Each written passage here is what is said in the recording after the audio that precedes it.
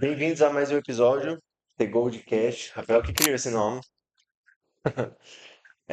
Hoje estamos aqui com o Sael Dias.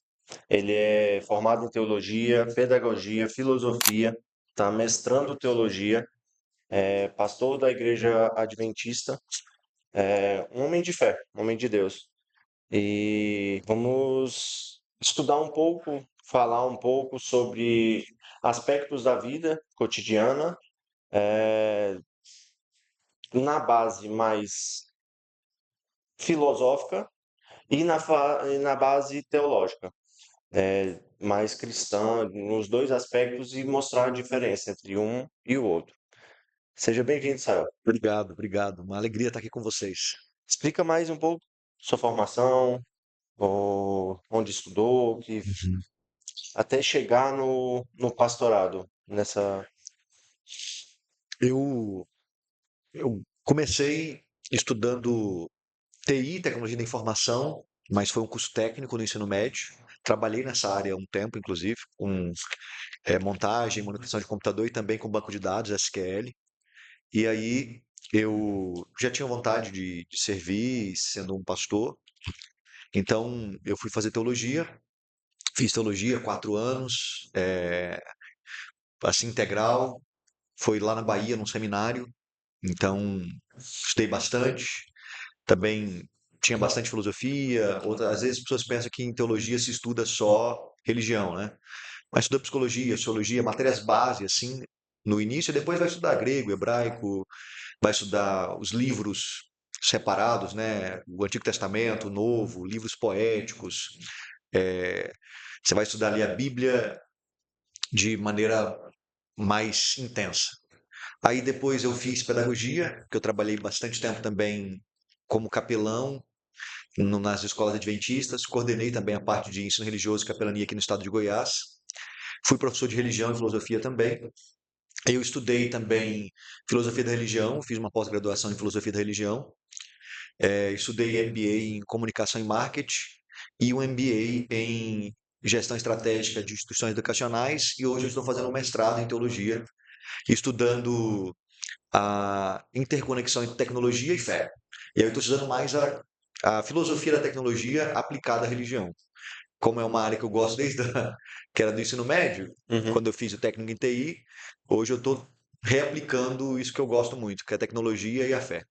Para ser um pastor adventista hoje, ou qual a formação, qual o caminho para quem... acabei de ser de tornar cristão, batizei, qual o caminho até se tornar um pastor naquela denominação? Sim.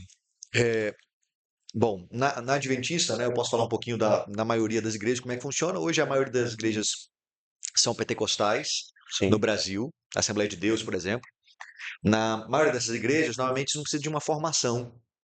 Você ali é um líder carismático, é um líder que a igreja entende que você é um bom líder. Você começa ali normalmente como obreiro, ajudando o pastor, pregando, aí tem algumas oportunidades, e aí de repente você vai ganhando responsabilidades, logo você vai plantar uma nova igreja, vira um pastor e é consagrado, e aí, ou às vezes nem precisa ter uma igreja em si, às vezes tem igrejas grandes ali que tem vários pastores ali que trabalham em várias áreas, consagrados e tudo mais. Então o processo é mais flexível e não tem um padrão em si. Certo. Nas igrejas mais tradicionais históricas tem um padrão. Aí eu poderia citar presbiteriana, luterana, batista, que normalmente envolve uma formação de seminário, de você estudar numa instituição. Algumas são reconhecidas pelo MEC, outras não. A que eu estudei na Igreja Adventista, todas são reconhecidas pelo MEC. São universidades mesmo, mas dentro da universidade tem um prédio que é só para a área de religião, para o seminário, para a formação pastoral. E aí você estuda 4 anos, antes você tem que ter sido membro pelo menos 2 anos, você tem que ser recomendado pela sua igreja, e aí você tem uma prova tanto escrita de conhecimento geral, de teologia, e a recomendação da sua igreja e do seu pastor. Aí você faz o vestibular. Quando eu fiz era 14 por vaga. Não era tanto como o curso de medicina, mas não era tão fácil assim. Certo. Aí eu fiz, vestibular, passei, aí tem que pagar também, assim, paguei, né? Tive a ajuda de algumas pessoas que me ajudaram a pagar, mas você tem que pagar. Hoje tá R$ 1.600, assim, não é tão simples. Paga todos os meses, fiz. Depois de você fazer, você tem que receber um chamado, assim. Você tem um currículo acadêmico e religioso, eclesiástico, e algum lugar vai te chamar para trabalhar. E quem faz essa chamada? Então, as igrejas adventistas, elas estão organizadas no que a gente chama de associações. Então, um grupo de igrejas, aqui em Goiás nós temos 380. Esse grupo de igrejas ele tem líderes que representam, que são eleitos para representar, como presidente, secretário, tesoureiro. Certo. E aí esse presidente ele vai no seminário e ele tem tantas vagas. Ele vai lá e vai olhar o currículo e olhar o que a igreja está precisando. E aí ele vai levar isso para uma mesa de um conselho, que a gente chama de mesa diretiva. E aí essa mesa vai votar ou não esses chamados. E Tá. nessa mesa tem os representantes das igrejas. Aí eles votam os chamados e aí ele vai começar a trabalhar no que a gente chama de aspirantado. Aí esse aspirantado dele vai ser provado por 4 a 6 anos. Então a formação de um pastor adventista hoje demora aí de 8 a 10 anos para ele ser ordenado como um pastor e ser de fato um pastor. Tá, esse perfil é selecionado de acordo com o que a igreja precisa. Se é Exato. um mais acolhedor, se é um mais. É assim? É que assim, tem igrejas que têm as suas características, né? Tem igrejas que você tem mais jovem, tem igrejas que são mais idosos, tem igrejas que têm uma complexidade de gestão maior, Sim. outras uma complexidade de gestão menor. Então tem igreja, por exemplo, que é mais fácil você colocar alguém que está começando. Tem igreja que tem mais problemas, que é mais difícil. Então, né, nessa troca, porque assim, os pastores adventistas também eles não são. Tem muitas igrejas, finalmente o pastor ele é como se fosse assim o CEO da igreja, o barra dono, né? Sim. Na igreja adventista, os pastores eles são como se fossem funcionários da igreja. Então, as igrejas funcionam sozinhas, elas não dependem tanto do pastor, mas elas escolhem o pastor para representar e para trabalhar por elas. E aí, existe uma troca de pastor de tempo em tempo, normalmente de 4, 5 anos. Então, existe um rodízio. E aí, nessa troca também pode ser que venha alguém mais novo, alguém que está começando. Todos são formados, mas tem coisa que só aprende na prática, né? É igual alguém que faz um MBA, por exemplo, em gestão, mas na hora de gerir mesmo é outra coisa. Entendi. Aí a igreja em si como um todo, ela tem uma diretriz. Aí quem define essa diretriz dessa organização, como um geral? Então, é, a gente define como a Bíblia, em primeiro lugar, mas é Certo. óbvio que você vai ter que interpretar, entender o que a Bíblia está dizendo. É. Então, a igreja tem comissões. Então, desde a igreja local, ela tem comissões, aonde ela vota os assuntos. Então, vai votar, por exemplo, as questões financeiras, os relatórios financeiros, votar os líderes de cada departamento, departamento infantil. Então, quem vai liderar as crianças? Liderar a questão de ensino.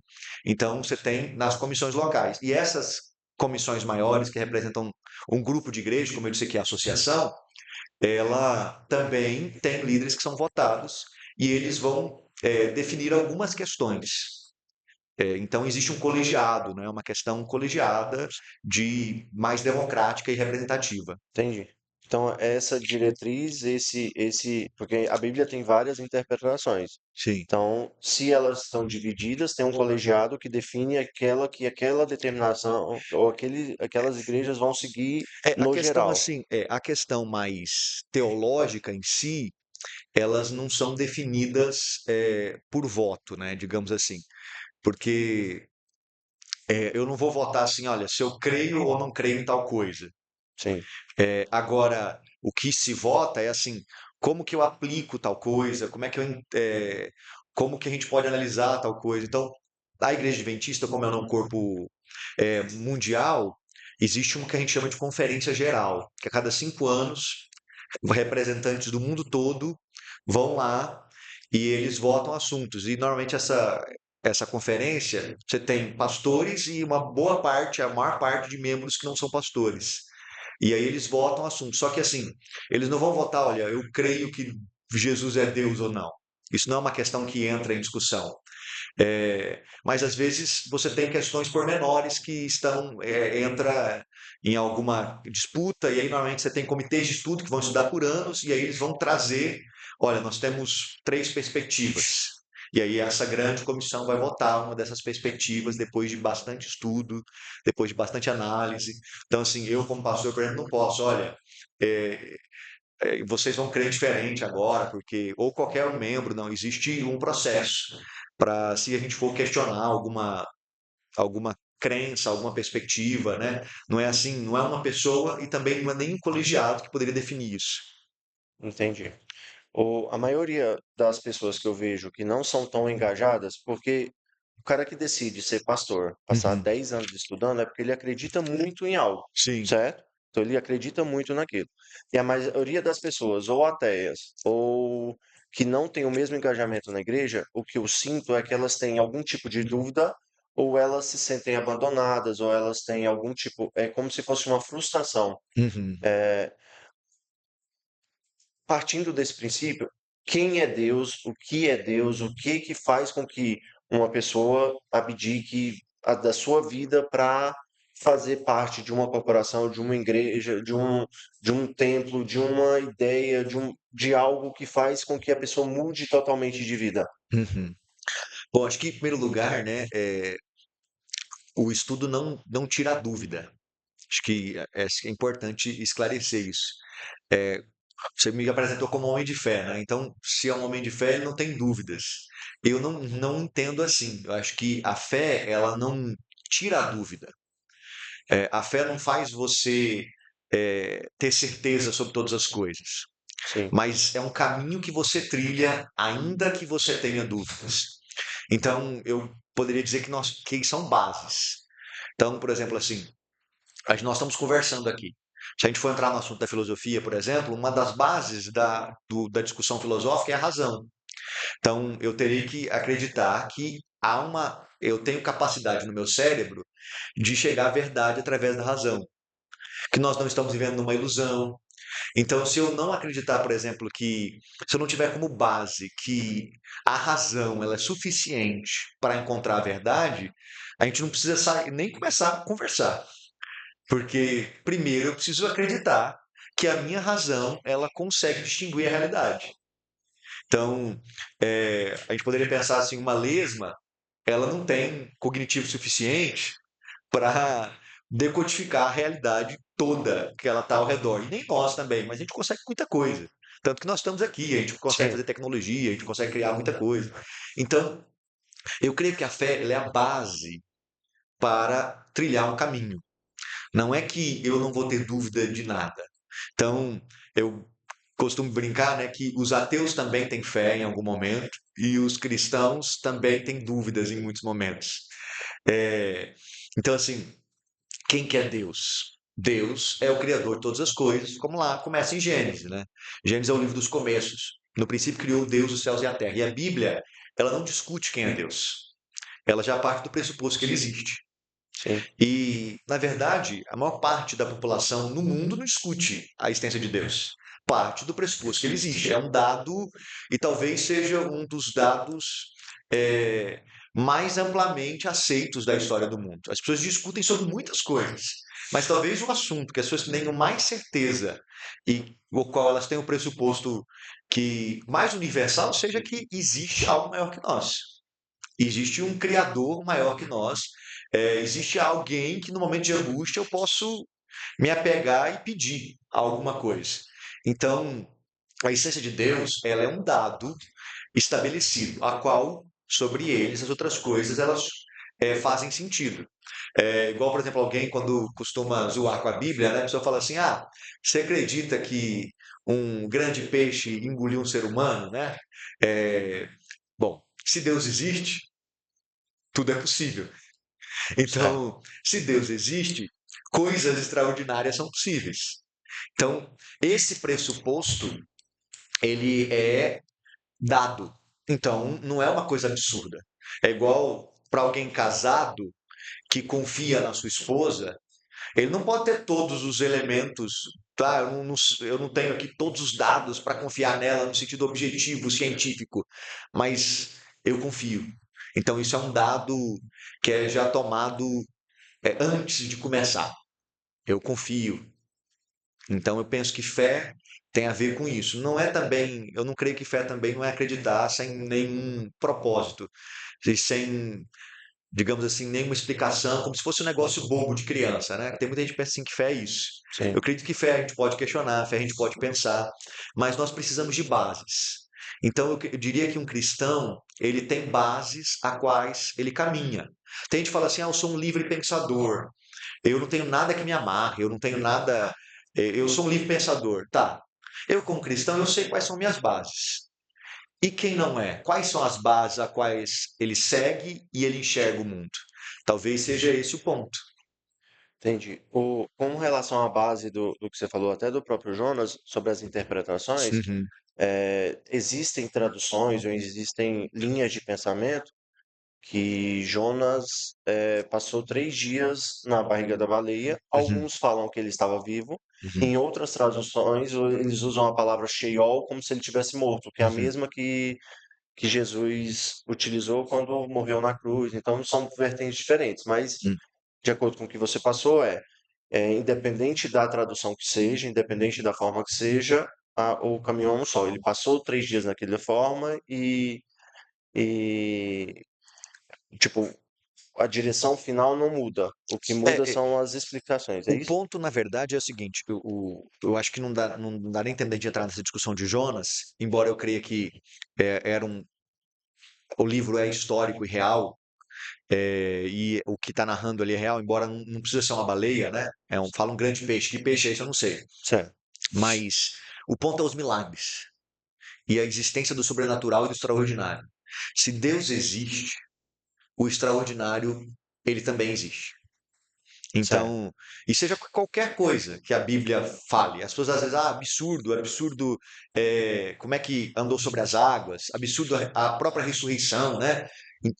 Então, eu só preciso ter uma base de que Deus existe, ele é real e interage com o mundo. Porque se Deus é o criador da natureza e de todas as coisas, ele tem poder sobre essas leis da natureza. Sim, na base filosófica, isso já partindo para o lado filosófico, Uhum, Aristóteles fala que a gente nasceu sem atribuição, então que um bebê recém-nascido, uma tartaruga que acabou de eclodir do ovo, que ele pula a primeira onda, ele já é uma tartaruga. uhum, Mas um ser humano que acaba de nascer e pula a primeira onda, já é um bebê afogado. uhum, Então, segundo ele, a gente nasce sem atribuição nenhuma e vai aprendendo esses valores ao longo do caminho. Partindo disso, se esses valores são aprendidos, por isso que a gente aprende ética para aprender, porque não tem como a gente viver uma vida total, então com 1.000, 2.000 anos. Então a gente aprende aquilo que foi passado para a gente de várias gerações. Então por isso que a gente vai para a escola para aprender as atribuições do que a gente precisa para viver cordialmente. Aprende política para aprender nessa pegada. Então, na base dele, a gente nasce sem valor e para aprender esses valores, a gente erra. E ao uhum, longo do caminho, a gente errando, como esse erro é comum, então a gente vai errar de alguma forma, só que esse erro te dá a liberdade, que é isso que eles chamam de livre-arbítrio. Então, ele te dá a liberdade de fazer essa escolha entre o errar e o não, mas que essa escolha te dá uma responsabilidade. Então, você arca com as responsabilidades daquelas decisões que você cometeu. E a partir do momento que você deixa de se responsabilizar pelas decisões que você toma, você está agindo de má fé. É isso uhum, que eles chamam de má fé. Então, essa definição entre a escolha, entre a definição de escolher e a responsabilidade de assumir as consequências daquilo que você está escolhendo, é o que eles chamam de angústia. uhum, Então, você vai errar, mas que você precisa escolher entre algo. Então, você tem o livre-arbítrio de escolher e a responsabilidade daquilo. Aí Kierkegaard criou um livro no século XVIII em que ele cita 3 tipos de pessoas. Primeiro, aquele que vive por prazer, então ele não está ligando, ele vive pelo prazer. Aquele que é totalmente ético, então ele tenta viver uma vida o mais próximo possível daquele,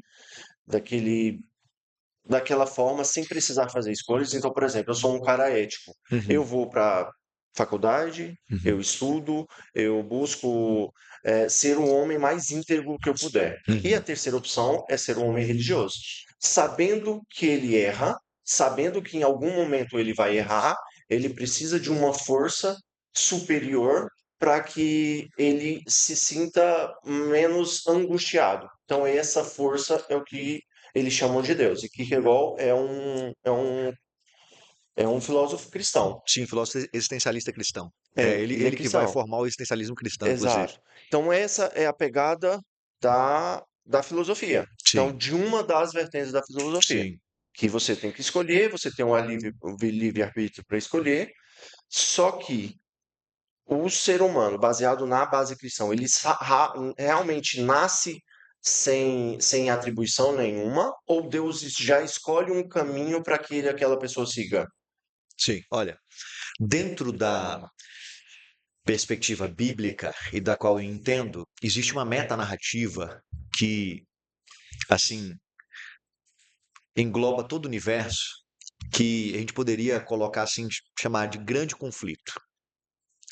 Que seria isso? Deus criou um mundo perfeito e criou um universo perfeito, mas esse universo foi afetado pelo que nós chamamos de pecado. E o pecado seria o quê? Seria viver contrário à vontade de Deus. Então Deus tem uma vontade perfeita, soberana, maravilhosa, e Deus coloca o ser humano como o responsável, o gerente, o mordomo do planeta, dos animais, de tudo que existe aqui, o ser humano, o homem e a mulher. E esse ser humano ele decide viver uma vida fora da vontade de Deus. E isso gera consequências. Certo. E nessas consequências, então esse mundo que era perfeito, então alguém às vezes pergunta assim, se Deus existe, por que tem tanto problema no mundo? Eu entendo que essa metanarrativa ela explica muito bem isso. Porque o ser humano ele foi criado perfeito, ele foi criado à imagem e semelhança de Deus. Inclusive, quando lá em Gênesis 1 vai falar da criação do ser humano, fala sobre isso, a imagem e semelhança de Deus. Mas no capítulo 5, quando vai falar da descendência de Adão, vai falar que os filhos dele são gerados à imagem e semelhança dele. Então, ao longo do tempo, nós não somos mais a imagem e semelhança de Deus perfeita. Nós vamos, eu sou a imagem do meu pai, da minha mãe, meu pai, minha mãe são pecadores. E a gente for pensar na psicologia, por exemplo, a gente vai lembrar da ontogenética, da filogenética, que eu carrego marcadores genéticos dos meus pais. Então, alguém, por exemplo, que é filho de um alcoólatra, ele tem tendências ao alcoolismo. Se ele bebe, é muito mais fácil ele se tornar um adicto. Então, eu não nasço nem geneticamente com uma tábula rasa, sem nada, sem. E aí, pensando na perspectiva bíblica, eu nasço com essa tendência ao pecado, com essa vontade, não de fazer a vontade de Deus, mas de fazer outra vontade. E aí, na perspectiva bíblica, o ser humano bom não é só aquele que vive eticamente, mas é aquele que é transformado. Então, Jesus, por exemplo, ele conviveu com pessoas religiosas que era um grupo religioso muito conhecido na Bíblia, e quem já leu o Novo Testamento vai ver muitas vezes Jesus tendo embates com um grupo chamado de fariseus. Eticamente, eles tinham uma vida muito correta. Inclusive, fariseu vem de zeloso. Então, eles viviam uma vida ética, correta, eles buscavam viver uma vida ética e correta. Só que Jesus mostrava muitas incoerências deles, porque Jesus dizia que não é só fazer o certo, porque eu posso simular o correto, Sim. eu preciso ser transformado. E aí, você falou também dos cristãos, né, no início, e eu diria uma coisa: olha, muitos cristãos eles não são transformados. A gente poderia dizer o seguinte, que tem muita gente que busca fazer o que é correto pela religião, e aí ele usa a religião como uma forma, talvez, até de se colocar na sociedade como uma pessoa melhor, uma pessoa correta. Eu acho isso horrível, inclusive. Eu não acredito que você não.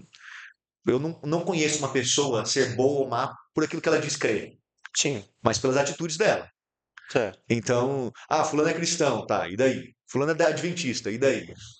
Mas, É, mas isso não seria uma contradição? Porque assim, ó, a gente define o que é mal pelas atitudes que aquela pessoa comete, sim, certo? sim. Mas um bebê que não teve atitude nenhuma, que nasceu, a- segundo a filosofia, zerado, que vai aprendendo isso ao longo do caminho, como esse ser humano que nasceu pode nascer mal?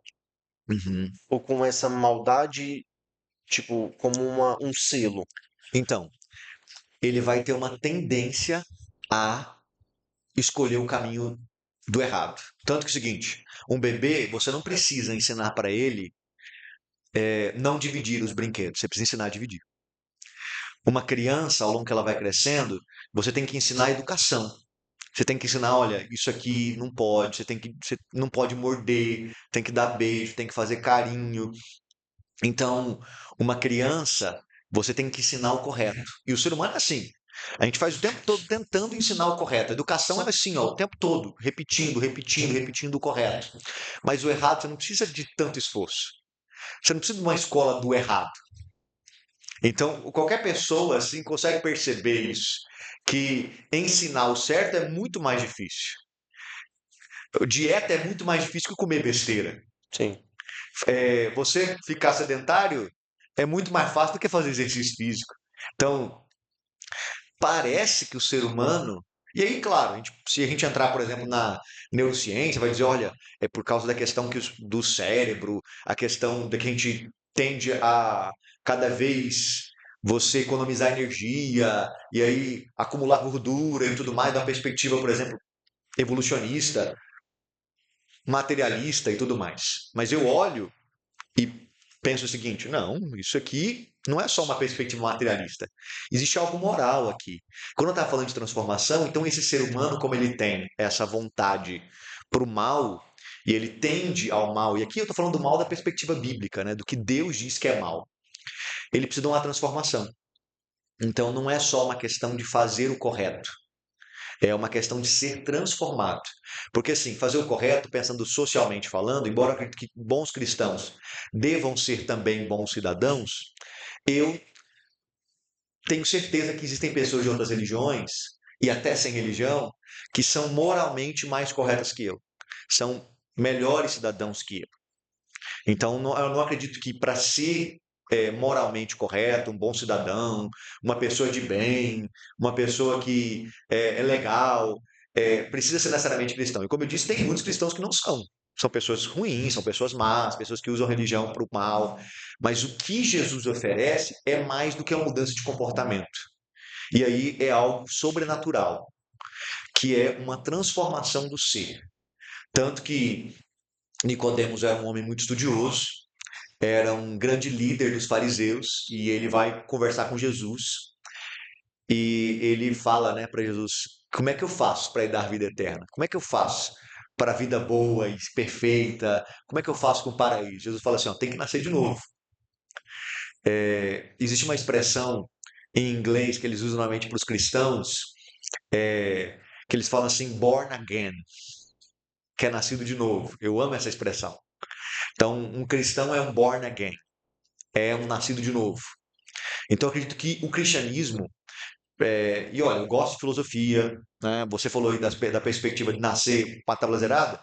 Assim, a filosofia, talvez, que a gente está pegando aqui o recorte sim, do existencialismo. sim, O Sartre, por exemplo, né? Você falou de angústia, o Sartre é um mais ateu, né? Você trouxe aqui o Kierkegaard cristão, ele vai trazer essa questão da angústia muito forte, essa questão da escolha como angústia e tudo mais. Então, eu entendo que o cristianismo, mais do que um caminho para uma vida boa, e para se tornar um bom cidadão, embora eu acredito que um bom cristão vai ser um bom cidadão, é uma transformação de mente. Inclusive, a palavra para conversão na Bíblia, no grego, koine, que é o grego bíblico, é metanoia. Né? Meta é da onde vem a palavra meta mesmo, que a gente tem meta de além, meta de propósito, e noia é mente. E daí vem a expressão noiado, por exemplo, fulano está noiado. Então, metanoia seria uma expansão de mente, mudança de mente, transformação de mente. Então, ao meu ver, o que o cristianismo tem de oferecer, que é único, não é só transformar uma pessoa, fulano parou de beber, fulano parou disso, parou daquilo. Tudo são coisas boas, mas mesmo alguém, o cara não bebe, e eu já ouvi muita gente assim, olha, eu não bebo, eu sou um bom cidadão, eu sou um camarada que pago meus impostos, tenho uma boa família, eu não vejo sentido na fé, na igreja, em Deus, Bíblia. Eu não vejo para que compromisso com isso, porque eu sou um bom cidadão. O que isso vai me oferecer? Então, eu creio que o cristianismo oferece algo mais do que transformar uma pessoa num bom cidadão. Eu creio que tem uma transformação de ser. Certo. Você falando sobre vida boa, sobre Uhum. felicidade, sobre tem até um filme que foi lançado agora, que é que chama Odisseia, que aí conta Sim, a história de. o pessoal chama que é a Bíblia grega, né? Exato, mas ele fala que Ulisses estava no seu lugar, tinha um reinado, estava tudo bem, casado com Penélope, era o rei da Grécia, tudo ok. Aí um troiano pega e fica com a mulher de Menelau. Aí, a partir desse ponto, ele constrange os líderes e vai para a guerra com Troia, que todo mundo conhece. Depois da guerra, Grécia perdendo a guerra, eles vão lá por ideia de Ulisses e pegam e criam um cavalo, colocam os soldados dentro e vai lá e derrota Troia. Na festa de comemoração, Ulisses está voltando para casa, para na terra dos Cíclopes. Aí ele vai lá, fura o olho de um Cíclope. Só que esse Cíclope era o filho de Poseidon. Poseidon, tipo, isso é grego, é só uma história. Sim, sim, Aí ele fura o olho do Cíclope, o Poseidon fica possesso, prende Ulisses nessa ilha e ele passa lá 10 anos. sim. Lá tem Calypso, que é uma deus grega, uma mulher linda com as suas ninfas num Que não paraíso, quer deixar ele sair de jeito nenhum. não quer deixar ele sair e oferece uma oferta tentadora para ele. Ó, você fica aqui e eu te dou a vida eterna. Sim, E não basta a vida eterna, porque não adianta você ter a vida eterna e ser um velho. sim, Então eu te dou a vida eterna e a juventude. sim, E ele saindo de lá, ele decide não ficar e fala assim: não adianta eu ter a vida eterna e a juventude se eu não estiver no meu lugar. Então sim. a filosofia se baseia e o princípio da filosofia é de que a vida boa é aquela onde você encontra o seu lugar. Uhum, Partindo do lado cristão, o, na verdade, do ser humano, uhum, alguns não se encontram naquela determinada congregação, não se encontram na igreja, ou não se encontram. O que seria a vida boa pro cristão? uhum, Partindo do lado de que ele não, ele pode estar porque eu vejo muitos uhum. falando que, tipo, na igreja eu não me sinto à vontade, Sim. ou eu sou uma boa pessoa, mas eu não, É, sim. O que a gente sim, que estava é essa conversando. pegada. Sim, Então, o que seria a vida boa pro cristão, sim, sabendo que ele talvez não esteja no seu lugar, não se sinta à vontade naquele lugar? sim. Em primeiro lugar, né, a Odisseia é incrível, né? Acho que é um poema, é difícil de ler, mas vale a pena. Nós Sim. temos boas traduções em português e uma brincadeira aqui, né? É que você vê que a maior narrativa da história do mundo tem a ver com mulher, com traição. A gente às vezes ouve as músicas sertanejas e reclama, né? Porque as músicas às vezes só falam sobre isso, mas é uma das maiores narrativas do ser humano. Né? Só começa por causa disso. As guerras. Então, inclusive uma das maiores guerras, né, lembradas aí, a jornada do herói e tudo, por causa dessa questão. Mas assim, da perspectiva cristã, o meu lugar é onde Deus quer que eu esteja. Então, voltando lá, Kierkegaard, né, o religioso, ele não vai viver angustiado, porque uma das bases que ele vai ter é o seguinte: eu estou no lugar que Deus quer, ainda que seja algo que me faça dor, ainda que isso me cause angústia, ainda que me cause sofrimento, eu vou ressignificar isso, é uma palavra que hoje a psicologia usa muito, eu vou trazer um novo significado para isso e aprender a conviver nesse deserto, nesse sofrimento, nessa angústia, porque existe algo maior que me guia. Então, por exemplo, ir para a igreja, por exemplo, né? Ah, eu não quero ir. Eu não quero me submeter a esse conjunto aqui de crenças e tudo mais. Eu não quero ter que conviver com pessoas que eu não gosto. Inclusive, acho que uma coisa maravilhosa da igreja é a gente conviver com gente diferente da gente. Porque os pares, eles se atraem, né? Só que na igreja tem gente de tudo quanto é tipo. Inclusive, quando a gente vai ler o Novo Testamento, a gente vê muitos problemas na igreja por causa disso. E talvez uma das grandes revoluções do cristianismo é isso: é colocar o escravo, o rico, o senhor de escravo, a mulher, o homem, o pobre, todo mundo junto. Porque as religiões, se a gente, não, a gente lembrar um pouquinho de como é que funcionavam as religiões, você tinha as religiões de mistério, que parecido hoje com o que a gente tem de maçonaria e outras corporações de mistério, onde as pessoas iam assim, era um negócio mais secreto ou discreto, como o pessoal chama a maçonaria hoje. Você tinha as outras religiões, mas era assim: você tinha um templo, não tinha um lugar de convívio, as pessoas iam lá, ofereciam os seus sacrifícios. Você tinha os templos cultuais, que aí tinha prostituição cultual, gente lá fazendo relações sexuais para agradar os deuses, inclusive Calypso e outras deusas do sexo. Você tinha os templos dessas deusas, tinha lá prostitutos cultuais, homens e mulheres, mas você não tinha uma comunidade e nem convivência. E sobretudo, conviver com gente diferente. E não tinha também acesso às mulheres. As mulheres, elas tinham acesso à religião ou como oráculo, e normalmente o oráculo também era prostituta cultual, mas você não tinha a mulher com voz. Então o cristianismo você coloca lá o escravo junto com o senhor, a mulher junto com o homem, o pobre junto com o rico, a criança junto com o adulto. Então, gente, tudo quanto é tipo diferente, e isso, claro, causa conflito, isso é difícil, eu não quero. Eu tenho uma condição melhor, eu não quero ficar com esses pobres aqui. Então, a igreja, ela faz isso. E os dados mostram, a igreja, eu não estou colocando só a igreja adventista aqui, eu estou colocando a igreja como um todo, aqui, a igreja cristã. Certo. Ela é a questão de revolução social mais incrível que tem no Brasil e no mundo. Você pegar, você vê que os países que deixaram o cristianismo, como na Europa, por exemplo, os idosos morrem e ninguém nem sabe. Se a pessoa é membro de uma igreja, o pessoal sabe se ela está doente, se ela não foi. Existe uma comunidade.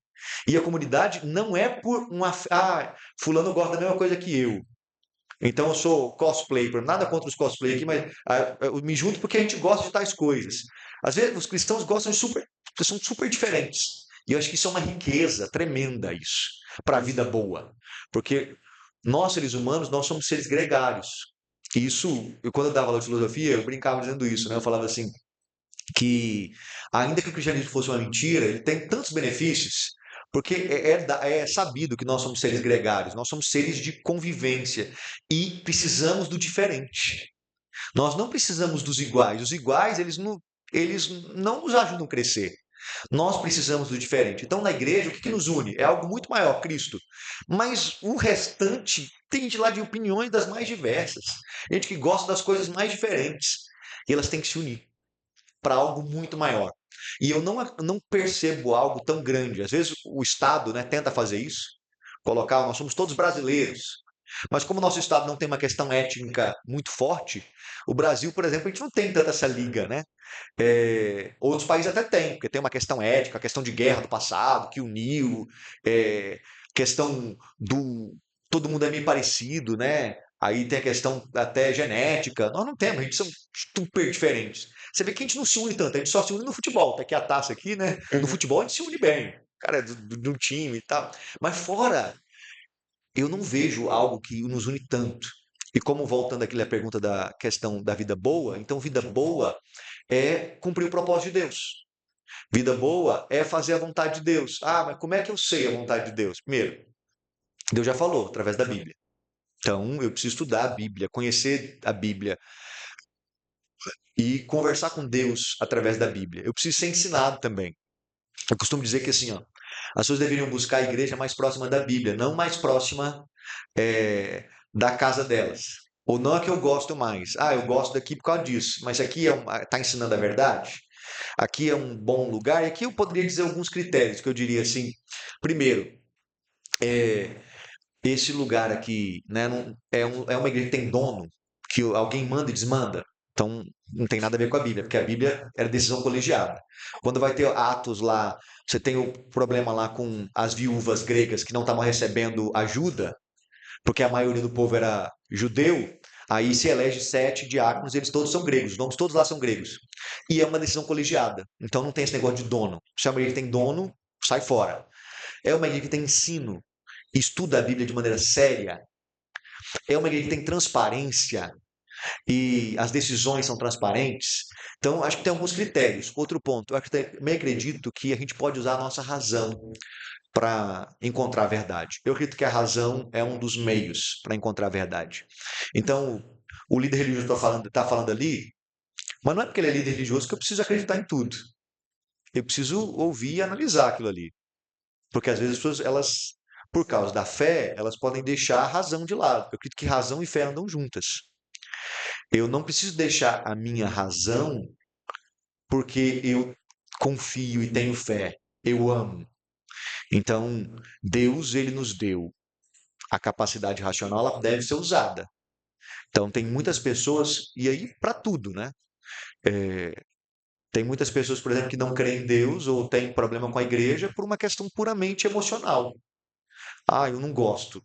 Não gosto de crente, não gosto de igreja, para mim todo mundo é burro lá, não presta. Então, isso é uma questão puramente emocional, não é nada racional. Assim como eu achar que quem não é burro, ou é uma pessoa mesquinha, pessoa do mal, é uma pessoa imoral, nada disso.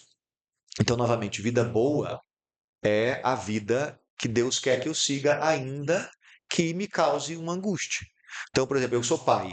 O que Deus espera de mim como pai? Que eu seja um bom pai, que eu não abandone meus filhos. Isso é vida boa. É difícil? Demais. Mas como uma pessoa vai descobrir o que Deus quer para ela? Então, como eu disse, tem coisas que são muito simples. Hum. Por exemplo, eu tenho um trabalho. O que Deus quer para mim em relação a esse trabalho? Que eu seja honesto, que eu trabalhe bem, que o meu trabalho é, ele faça bem para a sociedade. Então, se eu sou um vendedor, eu vou vender de maneira justa que seja bom para mim e para quem está comprando. Eu não vou passar a perna, vai ser um negócio que vai ser claro. Então, não preciso enganar ninguém.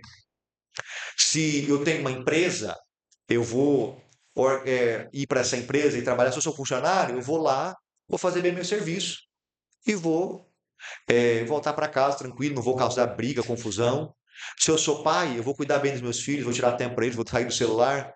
Se eu tenho uma esposa, eu vou tratar minha esposa bem, cuidar bem dela, buscar ser um bom marido.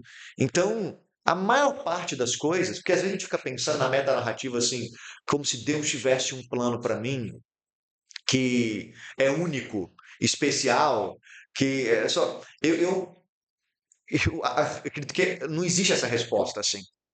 Mas aonde você está, você pode fazer a vontade de Deus. E na situação que você está.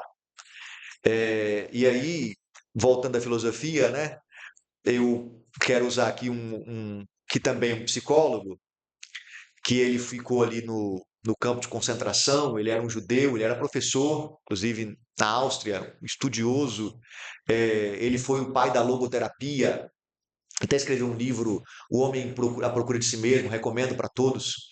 E o Viktor Frankl, ele vai dizer o seguinte, que o livre é aquele que ele tem a consciência que ele pode escolher independente das circunstâncias que ele está. Então, por exemplo, alguém virou e brigou comigo, alguém veio e me xingou. Eu não tenho controle sobre isso, mas eu tenho controle sobre como eu vou agir.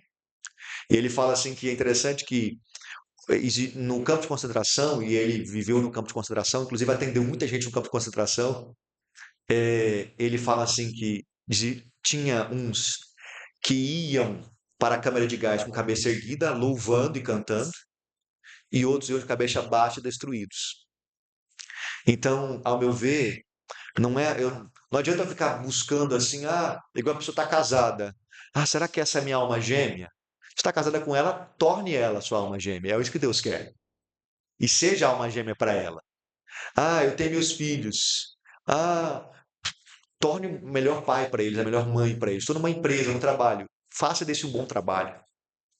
Então, porque às vezes a gente fica pensando assim, como se existisse algo único para mim seguir, e fosse. A Bíblia não trata desse, não fala sobre isso, não tem isso. Então, eu acredito que quando alguém tenta tirar isso da Bíblia, e mesmo os profetas que foram escolhidos por Deus para fazer algo, eles foram escolhidos para uma missão específica para Deus, né? E nesse sentido, todo cristão ele é escolhido para cumprir a missão de Deus, para levar a mensagem de Deus. Mas eu não preciso ser um pastor para isso, não preciso, é, sabe, viver anos e anos só para a religião para isso. Embora eu entendo que isso tem a ver com a minha vocação também, eu amo fazer o que eu faço. E eu acredito que todos nós temos vocações diferentes. Eu acredito que todo mundo tem como fazer a vontade de Deus no Mas cotidiano, no dia a eu, dia. eu acho assim, ninguém erra querendo. Então, por exemplo, eh, pros escolhidos de Deus na Bíblia, Deus chegava lá e falava. Então, Uhum, se Deus desse hoje e fala assim, você tem que fazer isso e isso, uhum. eu acredito que seja muito mais fácil do que você ficar pensando e analisando e sugerindo ou supondo o que Deus quer para sua vida, entendeu? Então Mas então, olha, como eu disse, se você olhar, Deus falou assim para Paulo, né? Paulo, por que que você está me perseguindo? Aí Paulo cai, ele tem um encontro com Jesus, mas Jesus não manda ele ir para tais e tais lugares. Jesus não manda ele fazer o que ele faz, escrever as cartas. Não há nenhum momento que a gente vê Jesus aparecendo para ele e mandando ele escrever as cartas. Então, mesmo alguém que acredita que Deus tem um chamado para ele, como eu acredito, Deus não fala para mim o tempo todo, ó, é assim que você tem que fazer, é isso que você tem que fazer, é dessa forma que você tem que fazer. Eu creio que tem um relacionamento com Deus e eu acredito o seguinte: um bom relacionamento com Deus é como um bom relacionamento com o pai, por exemplo. Um bom pai e uma mãe cria seus filhos, que ainda que ele não esteja lá o tempo todo junto com seus filhos, dizendo, ó, você tem que para fazer isso, tem que fazer aquilo. Ele deu princípios para os seus filhos, que os seus filhos sabem tomar boas escolhas. Então Deus é como esse bom pai. Eu não preciso de Deus o tempo todo aqui falando, ó, vira aqui, vira ali, faz aqui, faz aqui. Como eu tenho um bom relacionamento com ele, ele é um pai para mim, eu vou tomar boas escolhas, porque eu aprendi e estou aprendendo com ele. mas Agora é óbvio que eu vou errar, eu vou falhar, às vezes eu vou falhar por omissão, porque eu sou um ser humano, não estou no paraíso ainda, coisas ruins acontecem, mas eu vou buscar, como você disse, eu vou buscar fazer o correto.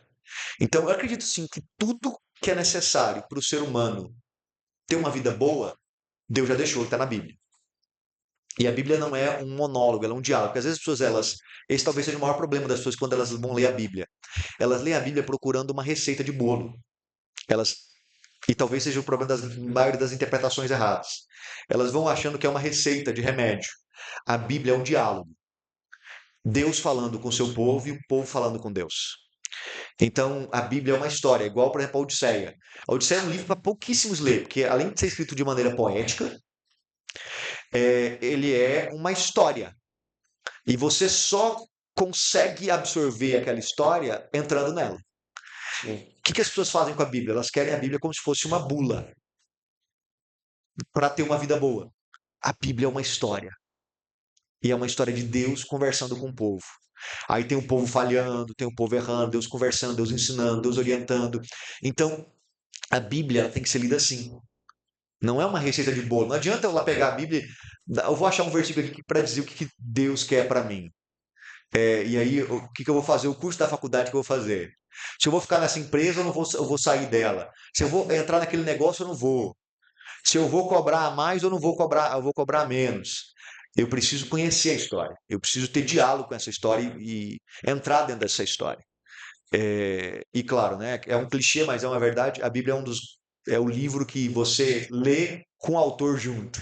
Então a gente crê que existe uma presença sobrenatural com a gente. Sim, já encerrando, voltando até para o primeiro Sim, assunto, que o sim, horário já está, sim. mas voltando, porque assim, eu não, vamos lá, a pessoa que, do nosso primeiro papo, Sim. falando sobre o que, como a pessoa consegue e o que faz a pessoa buscar a Deus. Então, Aham. esse é o ponto.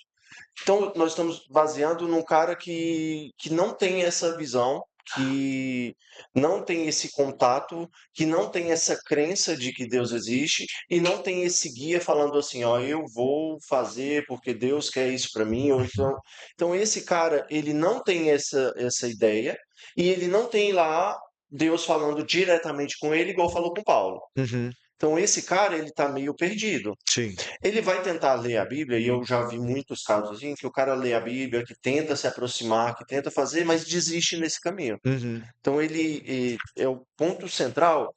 Quem é Deus para você? Por que que as pessoas mudam a vida por causa de Deus? E por que alguns nunca o encontram?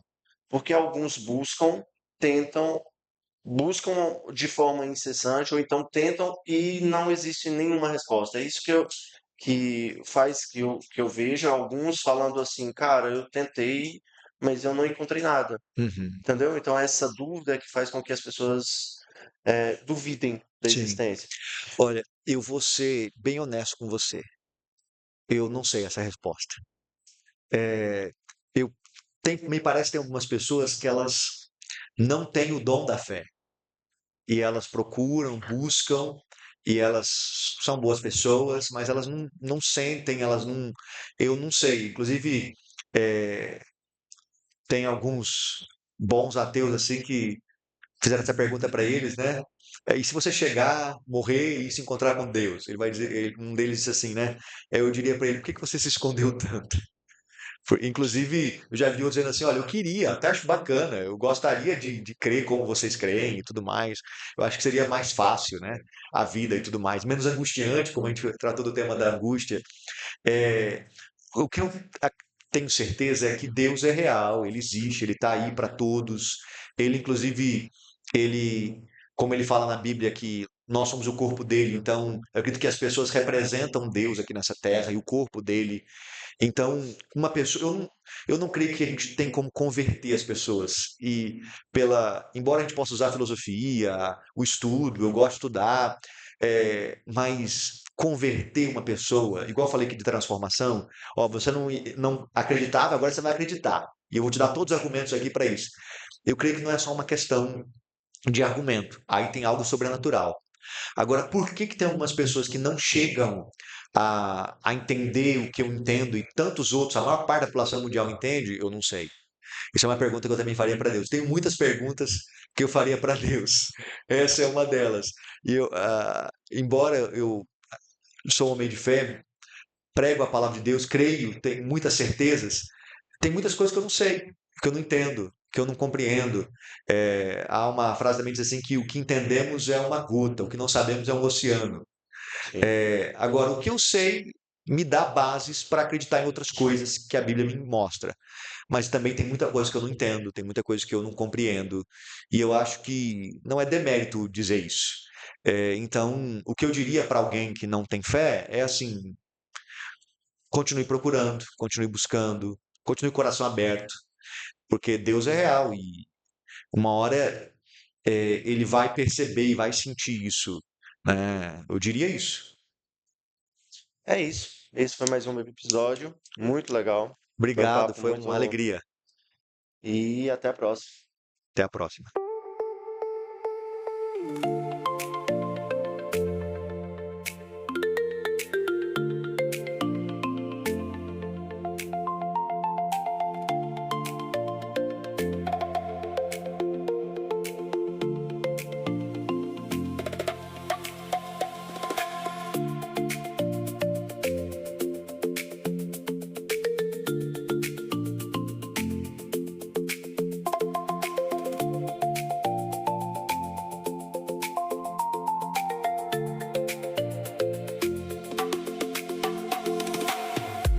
Glorioso Deus, louvado exaltado seja o teu nome. Obrigado pelo bate-papo aqui, pela oportunidade. O Senhor continue abençoando essa empresa, a Bolsita, eles estão construindo, vão para um lugar agora maior. O Senhor continue abrindo os caminhos, dando direção, também ajudando todos aqui a tomarem boas escolhas, abençoando suas famílias, suas vidas em casa.